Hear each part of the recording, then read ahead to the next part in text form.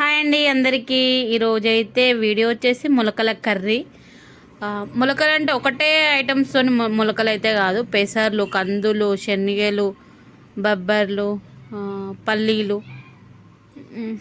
కంది అన్ని రకాలుగా ఉన్నాయి అన్నట్టు. అవన్నీ కలిపి మొలకల కర్రీ, మొలకలు అవన్నిటితోనైతే మొలకల కర్రీ అయితే చేస్తున్నాయి ఈరోజు. ఇవైతే మేము ఇంట్లో చేసుకునే అయితే కాదు, బయట నుండి తెచ్చినాయి. మా వారైతే కొనుకొచ్చినాం. మేము ఎంతో ఇష్టంగా, సిద్ధుకు నాకు భలే నచ్చుతాయి మొలకల కూర. మా వారికి అయితే అస్సలు నచ్చది, తినడు కూడా అసలు ఇష్టం కొద్ది కూడా. ఈరోజు మొలకల కూర వండినా కదా, ఉపవాసమే ఉంటాడు.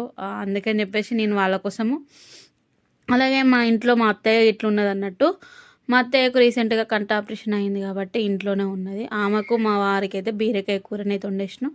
మేమైతే మొలకల కూరనైతే తిన్నాం. మేమెందుకు సపరేట్గా వండుకున్నాం, వాళ్ళకెందుకు అది వండినామంటే, ఇలా అన్ని రకాలుగా పప్పులు ఉన్నాయి కదా, ఒకవేళ కన్ను గిట్ల ఏమన్నా సీమ్ గిట్ల వస్తుంది కావచ్చు అని చెప్పేసి మేమైతే పెట్టలేదు. వాళ్ళకు సపరేట్గా బీరకాయనైతే వండిన అన్నట్టు. ఇక్కడనైతే నేను మంచిగా అన్ని కూరలు లెక్కనే ఇది కూడా, అలా ఏం వెరైటీ ఏం లేదు. 2 పావుల నూనె పోసి జీలకర్ర, ఆవాలు, పచ్చిమిర్చి, ఒక 2 ఉల్లిగడ్డలు వేసుకొని అవి కొంచెం వేగాక కొంచెం కరివేపాకు అయితే వేసుకొని కొద్దిసేపు అయితే వేగనించుకున్న అన్నట్టు. అట్లా కొద్దిసేపు ఉడికిన తర్వాత ఏంటంటే, కొంచెం మనం వేసినప్పటికీ కొంచెంసేపు ఉడికినాక చాలా చేంజ్ అయిపోతాయి కదా ఉల్లిగడ్డలు. అట్లని చెప్పేసి బాగా ఫ్రై అయ్యేదాకానైతే ఉంచలేదు, కొంచెమే అట్లా ఉడికిన తర్వాత ఇలా ఒక 2 టమాటాలు అయితే కోసుకున్నట్టు. ఆ 2 టమాటాల ముక్కలు కూడా ఇందులోనే వేసేసుకున్నా. ఇందులో టమాటాలు ఖచ్చితంగా వేసుకోవాలి, బాగుంటుంది. మనం పప్పులో టమాటా వేసుకుంటాం కదా, అందుకని చెప్పేసి ఇందులో వేసుకున్నాను. నేను చింతపండు అయితే యాడ్ చేస్తాను. నేను మొలకల కూరలల్లో చింతపండు వేసుకోవద్దు, ఓన్లీ టమాటాని వేసుకోవాలి, దానికి అప్పుడే టేస్ట్ అయితే ఉంటుంది.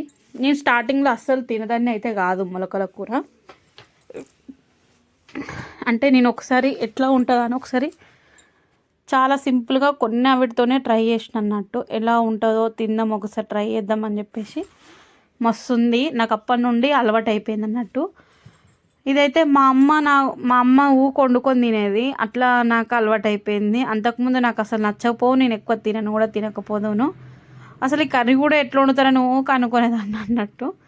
కానీ నాకు కూడా అలవాటు అయిపోయింది. కానీ సూపర్ టేస్ట్ ఉంటుంది. కానీ బలం కూడా, అన్ని పప్పులు కలిపి మొలకలు కదా అవి, అట్లా కూడా బలమే, మంచిది.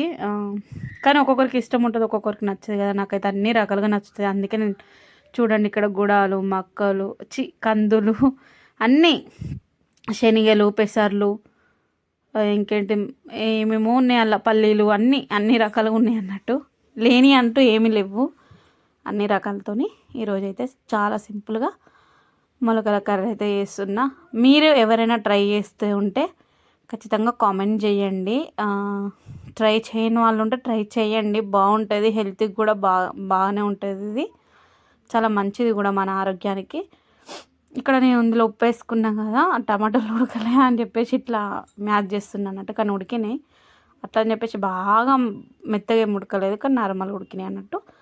అలా కొంచెం అంత కారం వేసుకున్నా. కారం అయితే చూసుకొని వేసుకోవాలి, ఎందుకంటే నేను పచ్చిమిర్చి వేసినా కాబట్టి మళ్ళీ కారం ఎక్కువ అవుతుంది.